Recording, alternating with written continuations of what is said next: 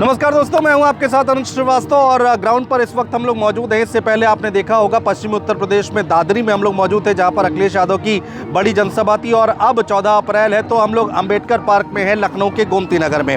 वहां पर यानी कि यहां पर अब 14 अप्रैल को बड़ा पॉलिटिकल शो होने जा रहा है। हर एक पार्टी जो है वो अपने अपने तरीके से डॉक्टर भीमराव अंबेडकर की जयंती मनाने की कोशिश कर रही है और बहुजन समाज पार्टी एक बड़ा शक्ति प्रदर्शन करने जा रही है। इससे पहले दादरी में अगर हम बात करें तो अखिलेश यादव ने जब वहां पर एक बड़ी सभा की, बड़ी भीड़ आई, उसके बाद ही ये कहा जाने लगा कि अब बीएसपी ने अपना प्लान तैयार कर लिया है और 14 अप्रैल को राजधानी लखनऊ से एक बड़ा संदेश और संकेत देने की कोशिश की जाएगी बहुजन समाज पार्टी की तरफ से।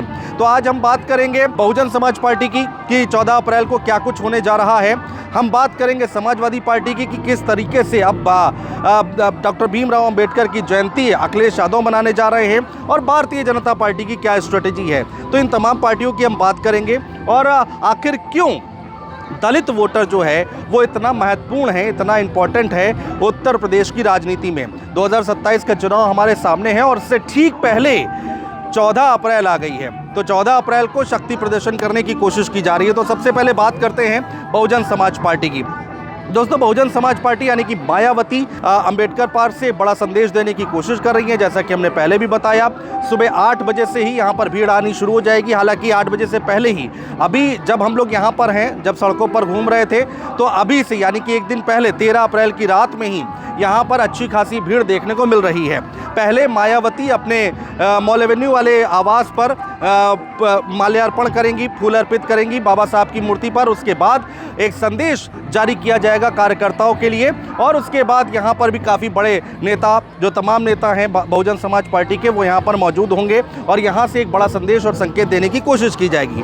सोशल मीडिया पटा पड़ा है। बहुजन समाज पार्टी के लोग लगातार ये अपील कर रहे हैं कि 14 अप्रैल को लखनऊ चलिए। बहुजन समाज पार्टी की तरफ से एक स्ट्रेटेजी बनाई गई है, वो ये बनाई गई है कि बाबा साहब भीमराव अंबेडकर का जो जयंती है वो अलग अलग ज़िलों में ना बनाकर आप सब लोग एक जगह इकट्ठा होइए और एक बड़ा मैसेज देने की कोशिश कीजिए 2027 के विधानसभा चुनाव को लेकर।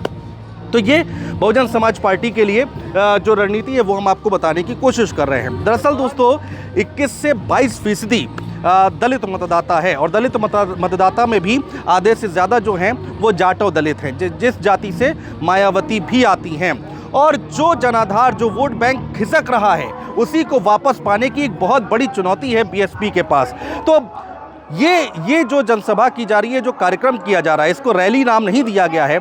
ये जो कार्यक्रम किया जा रहा है उससे एक बड़ा संदेश देने की कोशिश की जा रही है और वो बिखरे हुए वोट बैंक को वापस बटोरने की कोशिश की जा रही है। ये हो गई बीएसपी की बात। अब बात करते हैं समाजवादी पार्टी की। समाजवादी पार्टी क्या कर रही है? समाजवादी पार्टी हर एक ज़िले में बाबा भीमराव अंबेडकर की जयंती मनाने जा रही है।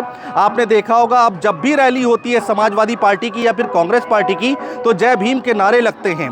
तो कितना ज़्यादा दलित वोट बैंक पर फोकस किया जा रहा है। दरअसल दोस्तों, दलित वोट बैंक जो है वो सत्ता में आने के लिए और सत्ता में बने रहने के लिए बहुत महत्वपूर्ण है और इसीलिए जो तमाम पार्टियां हैं वो यहाँ पर कोशिश कर रही हैं। अखिलेश यादव के लिए भी ये खबर है कि वो शायद इटावा जाएंगे। वहाँ पर इटावा में एक मूर्ति है, उसका अनावरण किया जाएगा अखिलेश यादव की तरफ से। वहाँ पर एक बड़ा संकेत देने की कोशिश की जाएगी और तमाम कार्यकर्ताओं को उन्होंने एक्टिव कर रखा है। तो ये हो गई बीएसपी और सपा की बात। अब बात करते हैं भारतीय जनता पार्टी की। आप अंदाज़ा लगाइए, पिछले 2 महीने में पश्चिमी उत्तर प्रदेश में प्रधानमंत्री नरेंद्र मोदी का तीसरा दौरा होने जा रहा है, लेकिन 14 अप्रैल का दिन रखा गया है और एक बड़ी रैली को आयोजित किया जाएगा। और कहा यह जा रहा है कि बाबा साहब भीमराव अंबेडकर की जयंती पर यह रखकर दलितों को, दलित समाज में एक मैसेज देने की कोशिश भारतीय जनता पार्टी की तरफ से की जा रही है।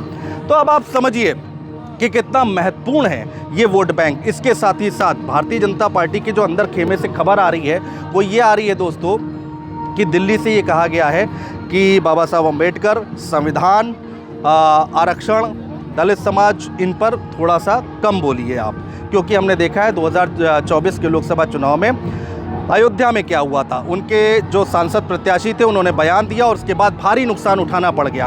और ये खबरें हैं कि थोड़ा सा थोड़ा सा कंट्रोल करके बोलने की यहाँ पर हिदायत दी गई है पार्टी आला कमान की तरफ से।